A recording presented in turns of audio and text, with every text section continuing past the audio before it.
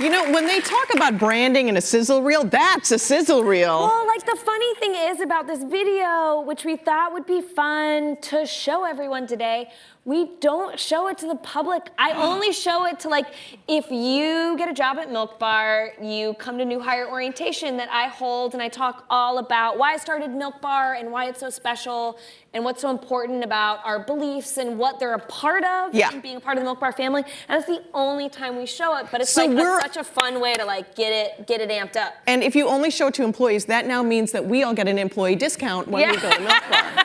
Yes? I'm telling you, you show up at the counter. And be like, I've seen the sizzle. Corner, and you say, I know, I've seen it. I've been to new hire orientation. We'll just be like, we saw this. Sonia. Yeah. Hello, I've been to new hire I saw the step aerobic part, so I can't be making that up. Thank you for joining us. You're a hometown girl to the DC area from Nova. I grew up in Springfield, Virginia. I went to school here.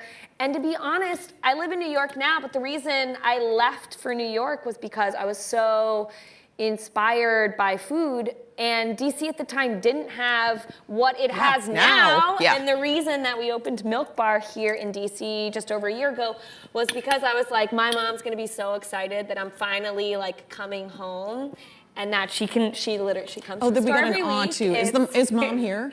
Oh my God. Oh no, she's doing something else. Sorry, the mom's probably parking the car somewhere. You'll know when she enters the door. She'll be hooting and hollering. I have to go to the best question we have so far, which is how can we trust a skinny chef? It's so true. You can ask anyone that knows me. Well, I have like the diet of, the same diet like that I had in high school or in college, and I know that it's gonna catch up with me any moment. But you wanna know what? The reason that I do what I do, the reason I went to school, I studied like applied mathematics and the Italian language, and I thought I would be like this studious professional. And then I freaked out and was like, I wanna wear a jean jacket with my initials embroidered, and that is my future. And honest, it's because I love jumping around and popping around. I ride my bike to meetings. I was a long distance runner. I think for me, it's about like the blissful pursuit of imbalance, where it's like, I'm gonna go for a run, and then I'm gonna eat a compost cookie and a cereal milk ice cream, because that for me is like that's what makes me happy in life. I also know it'll catch up with me. I do that, and it also makes me happy in life, but my pants don't fit, so thanks for that. Margarine or butter? Oh, butter. Unsalted, European-style butter. We use like the most expensive butter at Milk Bar. Our purveyors think we're crazy. And it's like good butter makes all the difference in whatever it is you're cooking or baking. Okay, now let's get serious. Because so you're getting all the baking questions and people are like, are we at the right place? How do you negotiate the use of cow milk in your products in terms of animal cruelty? Oh, because you were like really butter, unsalted. So is milk from cows? So milk is from cows. The milk that that was a general statement. No. Milk comes from a variety of different animals. We use dairy in a lot of our products at Milk Bar. We do have gluten-free and dairy-free items for people that have certain beliefs or certain dietary requirements. Some days I'm like, you need to behave a little bit. So we have a whole world of that at Milk Bar. But my mom grew up on farms in Ohio. Dairy farms were neighbors. I was raised there in the summers as a kid. My dad actually worked at the Department of Agriculture in the dairy division, setting prices for milk. And so I grew up learning a lot about farming and so on and so forth. And for me, I think it's the balance of like, people that are very concerned with animal cruelty, which is a real concern, and like farmers and their love of the land and their ability to need to be able to produce off of the land. And I know those are two very hot topics right now, but we do everything we can as much as possible with the utmost ability to look at things consciously and know the decision we're making. Be educated in your choice. So you said earlier that you were going to go into math and science and Italian literature, and now you're a baker and business owner. Very male-dominated fields. Yeah, very male-dominated. So how did you learn to come up with your own brand and still kind of retain your feminine spark, if you will? So I was raised by a mom, and women, really like matriarchs in my family were very strong-minded and strong-willed. They always raised me to just be yourself, which is, I'm sure everyone's told that growing up, but for some reason it like resonated with me because I'm also very clumsy. I knew I'm so clumsy, not graceful at all. I knew that I loved food, but more than anything that I loved baking. I'm like a little hummingbird. I could just live off of sugar water. And I knew that it was my passion, and I knew that it was going to drive me. And I was raised by, my mom's an accountant. She was an accountant here in Virginia, almost her entire profession. Accounting at that point, she was like, you know, drowning in her suits going off to work because she wanted to be seen as an accountant. Right. Not as a woman, but also not as a man. And she kind of just raised us with this drive of like, you do what you do. You don't worry about anyone else. You worry about you. That's how she like raised us. When we were like, but she's got the Barbie or the couch. She was like, that's not you. You are who you are. And I just bring that into what I do. I like to break down the walls. I like to get people uncomfortable. And when I landed in New York City in a kitchen, I saw myself in the mirror one day, and I'm wearing like oversized chef's clothes because they don't bring in like the petite sizes for girls. And I felt like I was losing myself a little bit in this like male-dominated industry. And I have this collection of like old headscarves from my grandmas and my aunts. And I started like wearing them as an obnoxious bow on my head every day because you have to wear your hair back. And I was like, this is gonna be my moment of being like, I'm gonna like destroy every job I'm given, but I'm gonna do it with me involved, and you're gonna have to take it. And you might not like it at first, but I'm gonna win you over. And that's kind of the way I approach it. I enjoy it. The long distance runner in me like enjoys the long game of it. Okay. I like how you say you live on sugar water. Like, yes, you're a very calming kind of, you're like, so you're not intense at all. I know, I love it. I like it a lot. I like it a lot. What does cake have to do with social justice? For me, like cake, cookies, pie, they're my vehicle. I went to New York, I worked in like fancy fine dining restaurants, and I realized that my voice, my spirit, my taking care of people, my nurturing, which is like my drive in my day, is like through something that's super simple and it's super accessible, and it's a cookie, or it's a cake, or a cake truffle, or ice cream. And that seems like super silly on a really professional level, but for me is so true deep down in me. And for me, it's turning my passion and giving it purpose. And I think about my purpose in a few different ways. And the most important way that I think about my purpose is like, my cookie that I'm baking for you at Milk Bar, I'm making it to like take care of you and to make you happy. Maybe you're having a great day, that's great, have a cookie.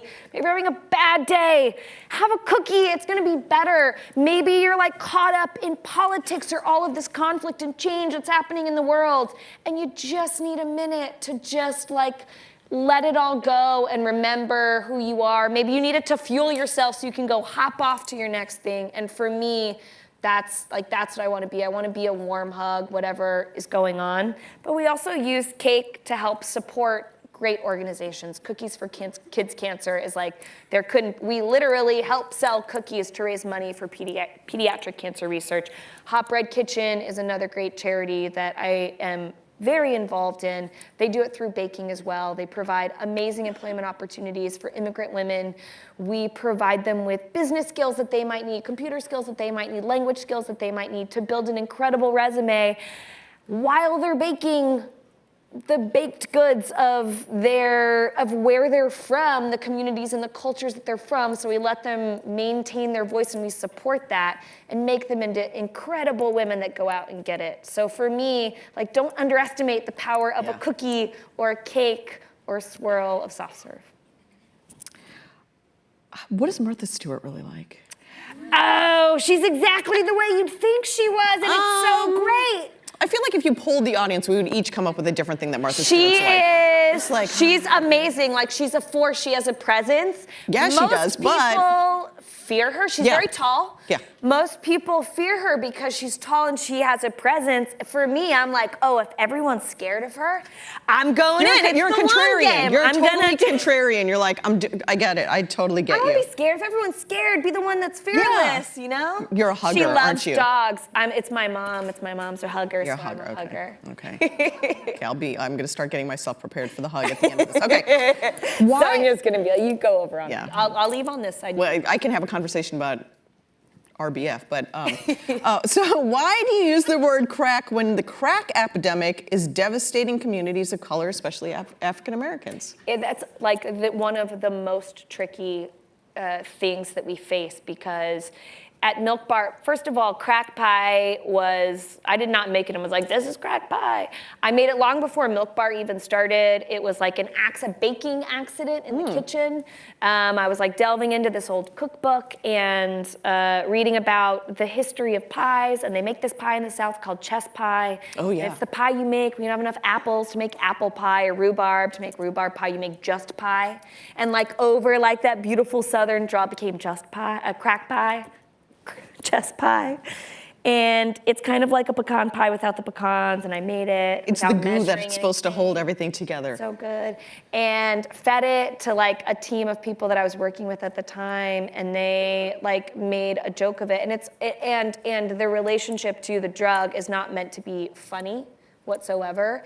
And so it's a tricky boundary of a line that we walk of like, how do you bring lightness into people's lives without bringing something that might be offensive? And I think in any creative space, that's a very tricky balance. But for us, it's not meant to offend. It's really meant to and it's not meant to relate to the drug and to the epidemic and the really serious things in life. What we do at Milk Bar and what we're trying to do is just bring a lightness to a day, not to make people feel really great and not to make them feel heavy about something. That's tough though, because the reason that it's called, I can totally see it. People are sitting there and they're like, man, this is like crack, and like, it's funny when you're saying it and you've got a mouthful of pie, but it's not when you're staring down the barrel of like what's happening on the news. Yeah, and if you're supporting communities in your area, maybe that's an issue. So, do you ever worry that people will take you the wrong way, or that people will? I will tell you, in 9 years of Milk Bar, we have ever received 2 emails about it, through email, social media, phone calls. 2 emails about it were the only 2 times in 9 years. And I emailed the people back directly, because for me, it's really important that they have like the touch point of the person where it's like, we are not trying to offend in anything that we do, whether it's like cow's milk. Yeah. To using butter, to using honey, there's so much controversy, and for us, we're just trying to be good people that believe in what we do, and to just be a lightness and a sweetness in your day. So you're a winner of a 40 Under 40 award. Yeah. How long ago was that, or you don't want to tell us that? What if I told you I was like 45? It was a few years ago. So, for young people, a lot of the questions that we're getting are, how do you square your privilege with what you're doing? How do you take your humor and your lightness and your want for people to have a light moment in their very serious lives? How do you inspire young people who want to do the same thing, but feel that they have to kind of make it more serious and more gravitas and things like that, when it's okay to just be it's who you are? okay to be who you are. That was the hardest part for me. Like in the kitchen, in the culinary world, ego's a really big thing. And I know who I am. Like, I'm casual, I'm clumsy, and I want to eat cookie dough like that. But I also am like, I know I'm smart. I know I have a college degree. I know that I could have gone out and done something else. But for me, impacting change, waking up every day and caring about the world and caring for people, I knew that this was what I wanted to do. So I think you just have to be true to who you are. Some people are serious, and some people, like, serious is great, and that's who they are. That's a reflection of who they are. At Milk Bar, we're just trying to be the truest reflection of the people that we are. But for me, I look at being a businesswoman. We got 12 stores. Like, we're big, we're growing. It's awesome. We're excited. We're providing jobs, employment, skills, opportunities for young people to come in and maybe not ever have to write a resume again, because as we grow, they grow with us, and we provide them with opportunity. And I look at my role as a founder, as an entrepreneur, as a CEO, as a businesswoman, that I get to do it on my own terms, and I can show them that you don't have to wear a suit to work if you want to crush life as a business person. And I look at my role as being a role model. When I was growing up, seeing women going after what they wanted was inspiring. Seeing men that were doing what they wanted and doing it well and doing it on their own terms was inspiring. And that I get to do that and do it well at work, I like to use as much of my free time as possible to be out there and be visible enough to show people that you can be human. You don't have to be perfect, right. But that if you're doing something that you care about and you're doing it well, that you get to be out there and tell people you can do it too. You just got to start, and you got to care about it, and you got to do it every day. What piece of advice that you got and ignored, what was that piece of advice, and did it pay off for you? The piece of advice that I got, I ignored. It didn't pay, and did it pay off for me? It was probably from my parents, and it was like, go to school, get a career, get a degree, and make a career out of it. I think they misunderstood. They were scared for me. You work hard to create a better future for the generation that you bring into this world. And they had a hard time struggling with the fact that they worked so hard to give me this opportunity. And then I was like, I want to move to New York and make below minimum wage in pursuit of my dream. And I just need you to trust me that it's the right decision. And I don't regret it, and I know how proud they are that I was able to. They're really passionate professionals about what they did for a living, but they didn't understand that I couldn't find passion in a more direct line of work that felt more professional based on my education. What can we do to bring more attention to female chefs and bakers? I think just in general, supporting anyone, whether it's female, whether it's a different race, a different gender, just forcing your mind wide open and trying new things and supporting things when you believe in them. I always think it's interesting that, I think that most of the cooking in homes are done by women. I think, not in my home, but yeah, no, it's true. I'm a terrible cook. It's the divide. Yes. Yeah, and then in the professional world, it's a very male-dominated. Listen, for 9 years, I've had some amazing women that have helped me build and grow Milk Bar. Mm-hmm. And a lot of the ones that have left because they got married and their husband got a job on the other coast. Or they left to have children, which is a reality. And I think the most we can do is just continue to create opportunity and support everyone in any scenario, man, woman, male, female, whatever the gender is beyond that, whatever race it is. Like, find something to believe in and support the person and do everything you can. Don't just be their customer. You go in full force. What do they need help with? What do you have that can help leverage them to their fullest potential? And just have an open mind about it, because it's an amazing place when you have an open mind. So many questions. You're just getting loaded. Yeah, I'm like, you seem to do a lot of work with children. How do you support nutritional education while still pushing pies? For me, it's about balance. I think that when people demonize food, that's when we get into a really bad place.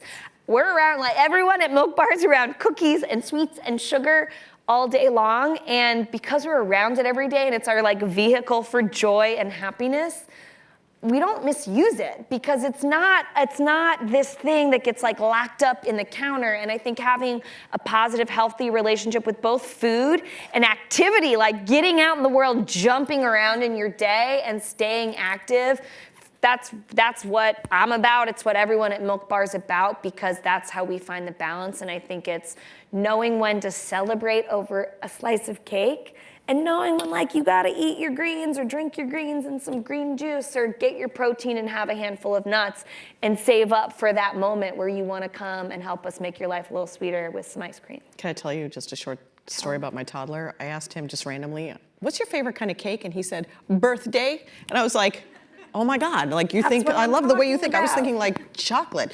Anyway. Send him my way. No, he needs to come and work with you. He's a very good baker already. Let's see, you highlight failure is important. Yeah. What is your biggest failure? What do you look back and failure. think? Because I get the feeling that you're next, on to the next, what are we doing next? But what do you look back and think, ugh? So first of all, I fail probably 100 times more than I succeed, and it feels so cruel, because we get a lot of credit when we succeed, when we get a win. We fail so much more than we succeed. Failure for us, they're the stepping stones to success, every one of our failures. For me, failure is an opportunity to learn. Failure is adversity, and adversity is the thing you wake up in the morning and you're like, bring it. I'm ready to go. I want to learn from it. I want to be humbled by it. That's how I'm going to grow as a person. I'm 35. In my 20s, I look back and I'm probably maybe you shouldn't have been so aggressive or so pushy or so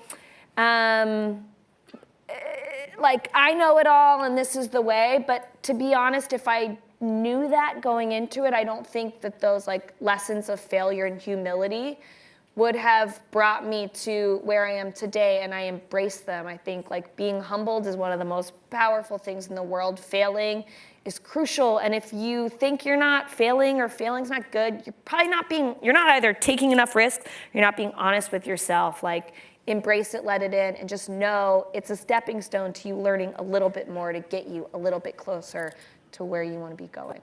Who do you want to jump out of your birthday cake? That's a really good question. Probably just like a slew of puppies. Ooh, good answer. Well, good I answer. like to make people happy, Good but it's answer. like the one I can't walk down the one. street without talking to the dog. That's why. Yeah, no, good answer. Thank you so much for joining us. Thank you, guys. Thank you.